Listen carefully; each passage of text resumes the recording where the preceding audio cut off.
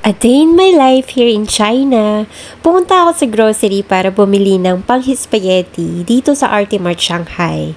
Nakakatuwa, meron na silang spaghetti sauce dahil noon wala akong nakikita. Iluluto ko ito sa bahay ng aking BFF dito sa China. At ayan guys, nasa bahay na nila ako. At mag-start na ako magluluto with her daughter and her niece.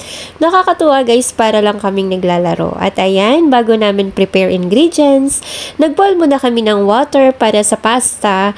Nilagyan namin ito ng salted veg oil at after 10 minutes, luto ng pasta. At start na kami ng paghiwa ng mga ingredients like onion, garlic, carrots, at hotdog.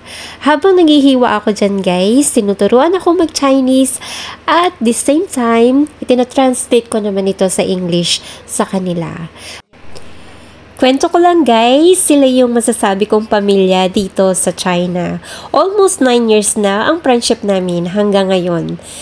Kaya lagi akong pumupunta sa kanila pag may time. But this time, tinuruan ko silang magluto ng spaghetti. Finally guys, prepare na lahat ang mga ingredients. Binili ko nga pala na minced meat is minced beef para mas malasa. Start na nating lutuin ang sauce para sa spaghetti pasta. Okay guys, ilalagay na natin ang butter or pwede ring vegetable oil.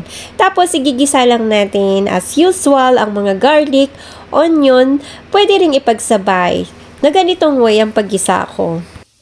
At kung golden brown na ang onion, garlic, isunod na ring ilagay ang minced beef. Tapos lagyan lang ng pampalasa like salt, ground black pepper. At kung medyo luto na rin ang minced beef, ilagay na ang hotdog. Tapos halo-halo mo lang hanggang maluto. And then isunod na natin ang carrots, palambutin lang ng ilang minuto at lagyan ng tubig na tansyado lang. At ang pinakalas na ilalagay natin ay ang spaghetti sauce.